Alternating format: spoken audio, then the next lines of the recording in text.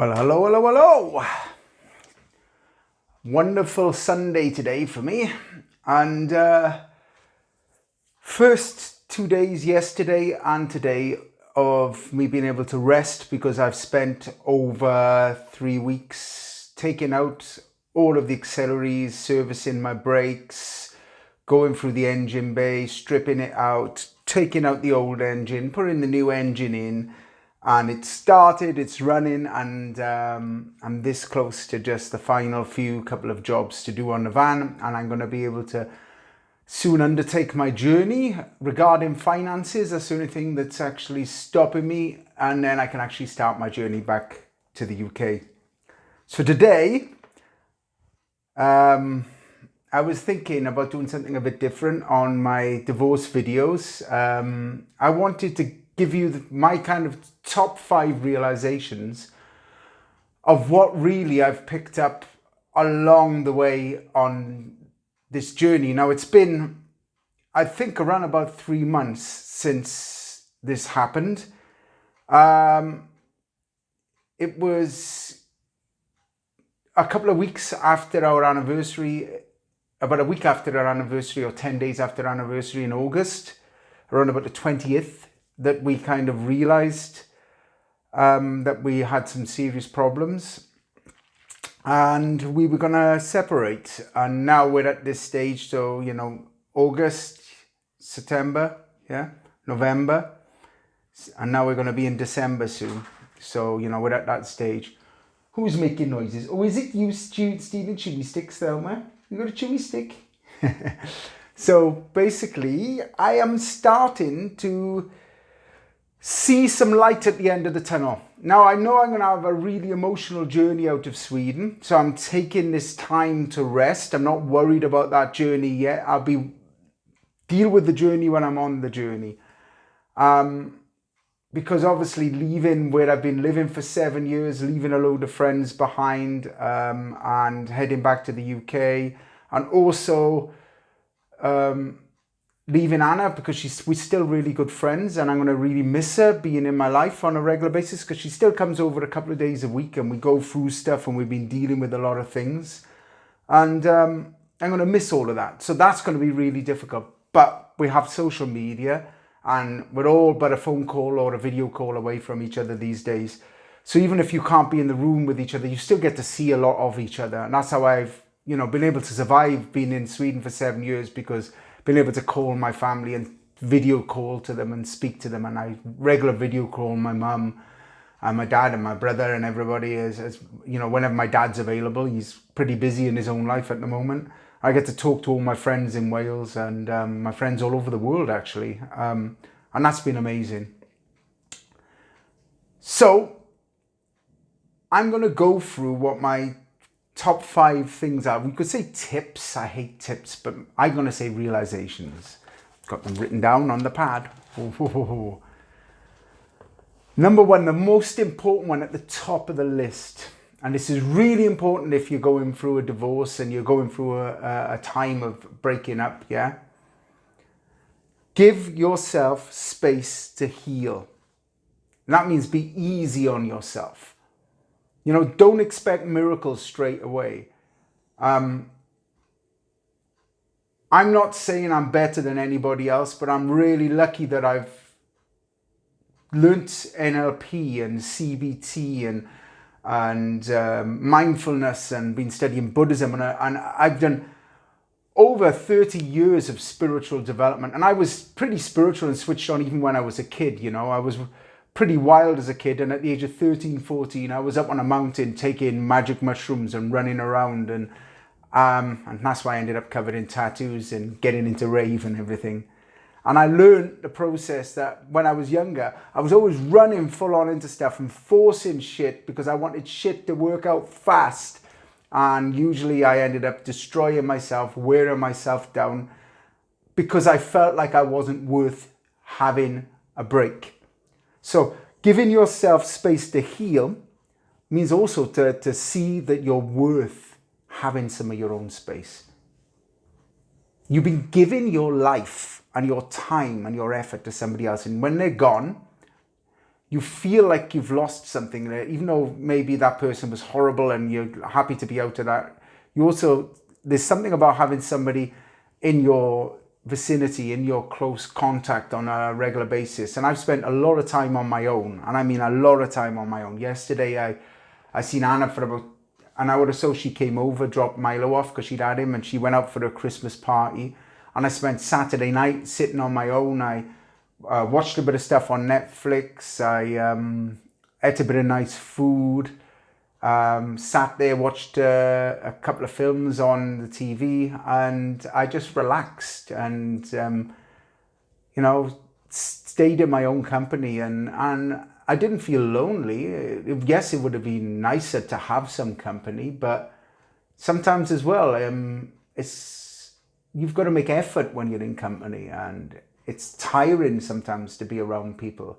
So sometimes being on your own, and you know, I had a nice bath, and I've got some coconut oil with some essential oils in, and I rubbed the coconut oil on and had essential oils, and just felt, right, Nick, you're over the worst of it now, you know. Imagine I'm going through a divorce, having to rebuild my camper van, pack my life up, sell everything just to get from Sweden back to the UK. Most of you guys might be lucky. You might be already home and you don't have to go anywhere.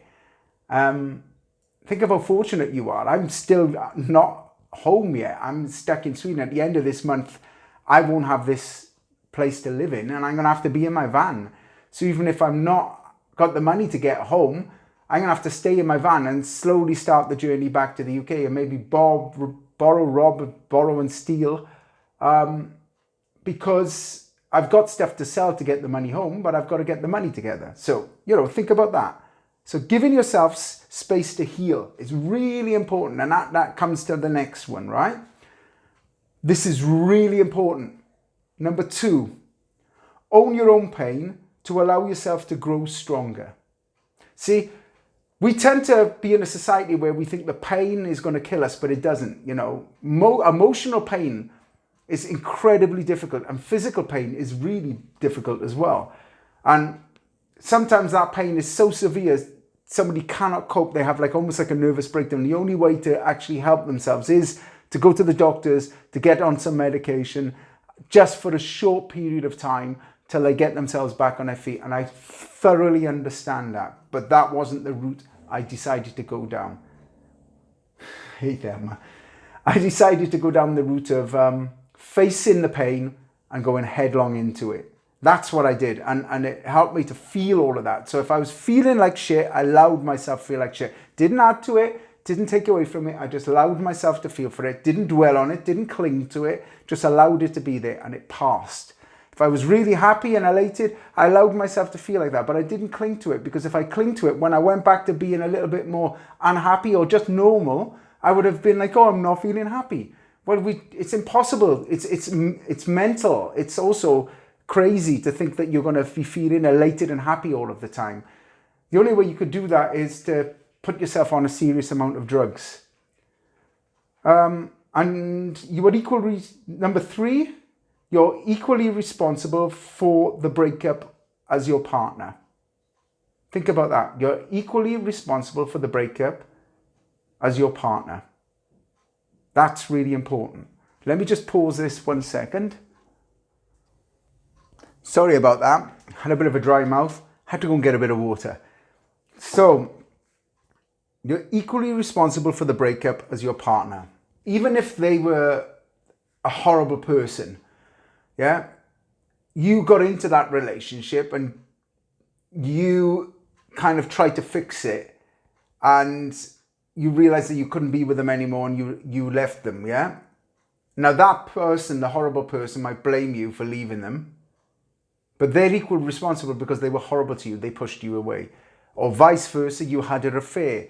Or they weren't giving, I wasn't giving, say for instance now, and just for instance, I'm in a relationship and I get with somebody, I don't show them affection, and stopped maintaining and being the person I was for the first couple of years of the relationship, and I let myself slip. I slide. I get too comfortable in the relationship, and I allow myself to take advantage of that person. And that person one day meets somebody in their job or in their life, and that person starts to shower them with affection, shower them with love, and tell them how amazing they are, because they are amazing. They wouldn't have been if you would never married them. Let's be straight here. And then they leave you because they're now getting the emotional substance and the emotional support from this other person that you weren't giving them. You've got to admit to yourself that if you were an amazing partner and you did absolutely everything for them, yeah, that you could, and I'm not saying you should do everything for them, but in your own power, that you know that you're potentially able to do, you weren't being lazy with each other, you were able to do these really nice things for each other, then guess what? You then can hold your hand on your heart and go, I know it wasn't me, it was them, because they didn't want to be with me, and maybe you just grew apart. But if you weren't that person, you've got to own that as well. You're as equally responsible for the breakup. Now, I did everything I could, but I'm, to be honest with you, a pretty messy git, and I'm pretty disorganized, and I'm not very good at paying bills, and I've got into debt a couple of times in my relationship. I'm a bit of a nightmare with those things. I do struggle, you know.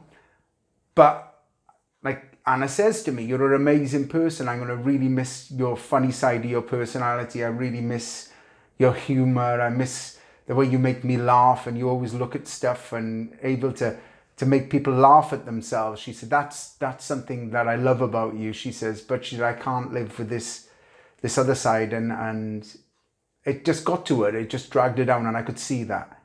And I realized that, you know, that's just, you know, something to do with my ADHD and my condition, and I'm responsible for that. That's my fault. I am responsible for that side of the breakup. There's nothing about me that wants to blame Anna for that. So we're both equally responsible for this breakup. Yeah? Number 4. This is the only way you can transform your feelings, yeah? Is to go to yourself. This is important. You experience your world from within your brain, looking out. You're in here looking out. And if you realize that, that's the paradigm shift. That's the taking of the pill, the magic pill that everybody's talking about, you know, being red pilled. Basically, it means that you awaken to the fact that all of this outside you is uncontrollable. Even your body outside your brain, it sometimes shuts down on you, and you become seriously ill and you almost die. If you can't even control your own body, all you can do is train and try and make yourself as fit as possible and eat the best possible food you can, and try not to be too overweight, and try not to do all the bad stuff in life. Try not to drink too much alcohol. Try not to smoke. It's all of this stuff we're fighting against. Not because, you know, they don't feel good. It's because we know it destroys this body, and this brain cannot exist without the body. So you die. And if you can't control that, how the hell are you going to say that you can control everything outside there? And how you can say all of that stuff out there controls everything that's inside you? It can influence the way you feel. If you're in an amazing concert and everybody's having the best time ever and there's an amazing group on, you're obviously going to be influenced by the atmosphere and by the people around you. If it's a shit concert and the band were rubbish, as much as you love them, you might have thought they were okay, you're not going to have the same experience as everybody was having a great time, are you? Completely different. And that's the difference. You can be influenced by what's happening out there, but you still have a choice. You have to choose how you see things in front of you. Don't allow your emotions to taint that in front of you. Like, because you're hurting and you feel in pain, then you see that person as an arsehole, or you call that person a bitch, or whatever you want to say, you know, what men and women say about each other when they get divorced. You know, that's just because you're seeing them through a negative emotion now, and used to see them through a positive one before. It's a filter. And number 5, yeah?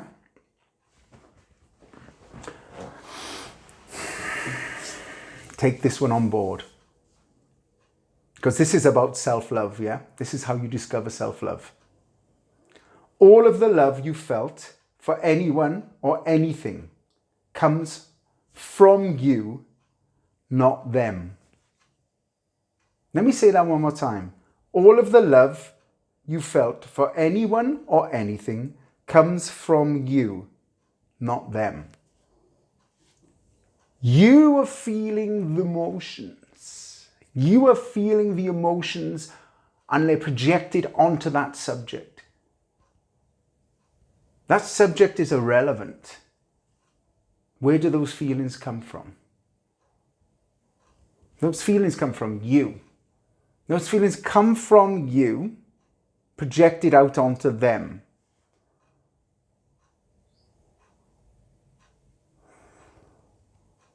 Giving you a second to absorb that. Now think about this. If all of those feelings come from you and projected onto them,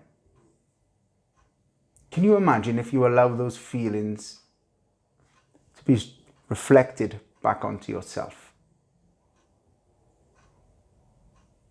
If you realize those feelings you have for everybody else and everything else comes from you, and even if you could give yourself half of that, how much better would you be? Imagine now you could give yourself 3/4 of that. Imagine if you could give yourself all of that. Think of meeting someone that was that in love and resonating that amount of love from themselves. Think about it. How attractive would that be?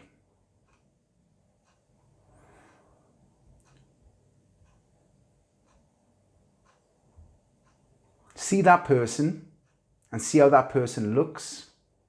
That person that's full of love. That person that's full of all of these emotions. That person that's full of all of these things that you feel. See that person that's given themselves the space to heal. See how that person looks in your mind, that version of you. See that person that stood in front of you, owning the pain and growing stronger. See that person doing that. See that person that's taken equal responsibility for the breakup of that relationship and how strong that person now is and how forgiving that person is.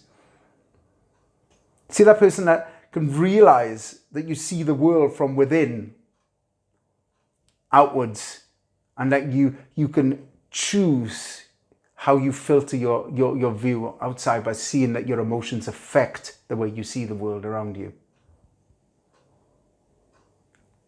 And see that person realizing that all of the love you've ever felt for anything or anyone comes from you, and you can own that love. That's yours, and you've given it away freely to other people all of your life. And it's time for you to give it to yourself now as the greatest gift you could ever give to you. See your person, that person as you, the future you. And when you're ready, you can step up from the person you are today into that version of you, into that future you, and wear that future you like a suit. And just see how that feels for a minute. And if you're able to do that, damn, it feels so good. And that's all I've been doing through this process. That's my secret. I don't see myself as this Nick now. I see myself as the Nick I want to be. And I start stepping into that future Nick and seeing what that feels like. Then I turn around and look at the present Nick and I try and see what I need to do to get myself there. What work I have to do. 90% of the trick to getting better is not seeing where you are, it's seeing where you want to be. Giving yourself the time, the space, and the love to grow and to get better. Be the best version of you. To be outstanding is my coaching thing. Just do whatever you can do and be the best person you can be. This is me